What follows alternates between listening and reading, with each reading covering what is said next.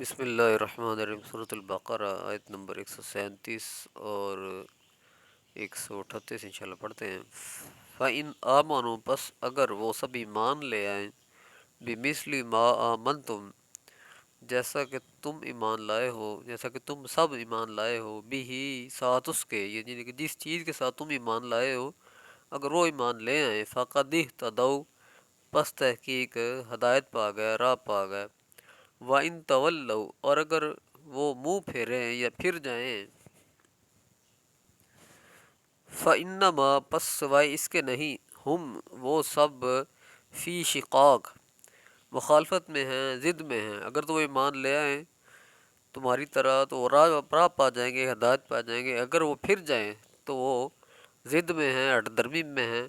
فَسَيَكْفِيكَهُمُ اللَّهُ، پس ان قریب، یہ سین پہ زبر جو ہے اگر لفظ کے شروع میں سین آ جائے تو، اور آگے ہم پڑھتے فَسَيَكْفِيكَهُمُ اللَّهُ، پس ان قریب ان سب کو، ہم جو ہے ان سب کو اللہ کافی ہوگا۔ وَهُوَ السَّمِيعُ الْعَلِيمُ، اور وہ سننے والا، جاننے والا، یعنی علم رکھنے والا ہے۔ صبغۃ اللہ، اللہ کا رنگ مرکب اضافی ہے۔ وَمَنْ أَحْسَنُ مِنَ اللَّهِ صِبْغَةً، اور کس کا رنگ بہتر ہے، اور کون بہتر ہے اللہ کے رنگ سے۔ وَنَحْنُ لَهُ عَابِدُونَ، اور ہم لہو واسطے اس کے، عابدون عبادت کرنے والے ہیں۔ قل، فرما دیجئے، اتحاجوننا، کیا تم جھگڑا کرتے ہو ہم سے، فی اللہ، اللہ کے بارے میں، وَهُوَ رَبُّنَا، وہ اور وہ ہمارا رب ہے، وَرَبُّكُمْ، اور تمہارا رب، وَلَنَا، اور ہمارے لیے، اعمالنا، ہمارے اعمال ہیں، وَلَكُمْ اعمالکم، اور تمہارے لیے تمہارے اعمال، وَنَحْنُ لَهُ، اور ہم اسی کے لیے، مخلصون، اخلاص رکھنے والے ہیں۔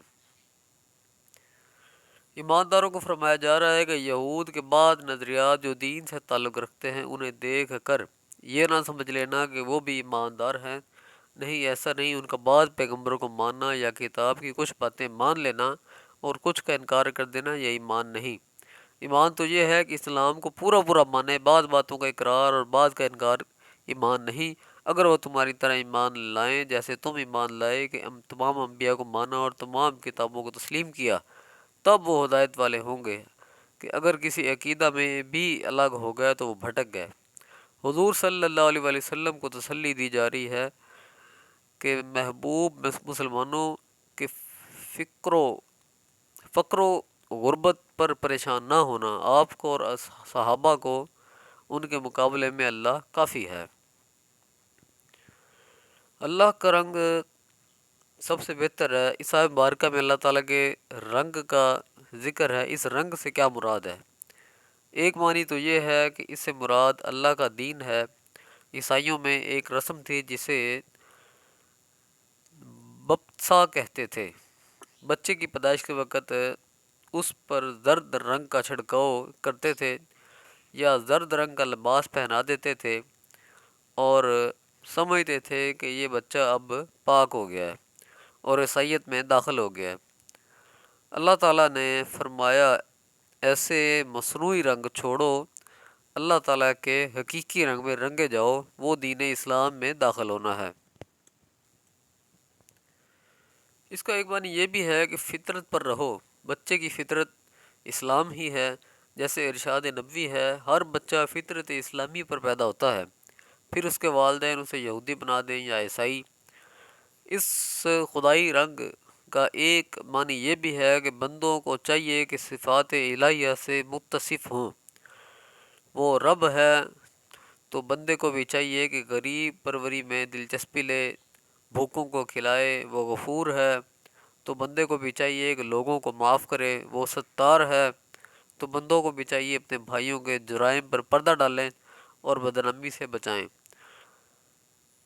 سیدنا حسن بصری رضی اللہ عنہ فرماتے ہیں، اللہ کے معاملہ میں جھگڑا یہ تھا کہ یہود کہتے تھے ہم اللہ کے زیادہ قریب ہیں، کہ ہم اللہ کے بیٹے ہیں اور تم سے پہلے ہیں، علیہ باللہ۔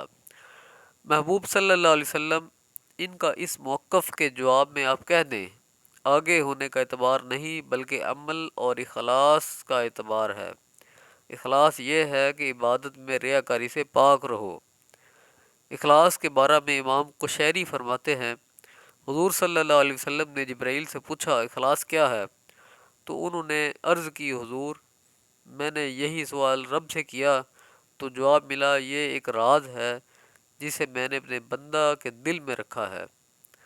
سعید بن جبیر رضی اللہ عنہ فرماتے ہیں اخلاص یہ ہے کہ رب کے ساتھ کسی کو شریک نہ ٹھہرایا جائے۔ بعد نے کہا کوئی کام لوگوں کی وجہ سے کرنا یا لوگوں کی وجہ سے نہ کرنا، ان دونوں صورتوں سے بچنا اخلاص ہے۔ بعد نے کہا جس کام کو فرشتے نہ لکھ سکیں، شیطان برباد نہ کر سکے اور کسی انسان کو پتہ نہ چل سکے، یہ اخلاص ہے۔ اخلاص کا یہ بھی معنی ہے کہ بندہ اپنی نیکیوں کو اس طرح چھپائے جیسے گناہوں کو چھپاتا ہے۔ ایک معنی یہ بھی ہے کہ اپنے عمل کو حقیر جاننا اخلاص ہے۔ اللہ پاک ہمیں اخلاص کی دولت سے مالا مال فرمائے۔ ربنا تقبل منا انک انت السمیع العلیم۔ صدق اللہ العظیم، صدق رسول النبی الکریم الامین الرؤوف الرحیم۔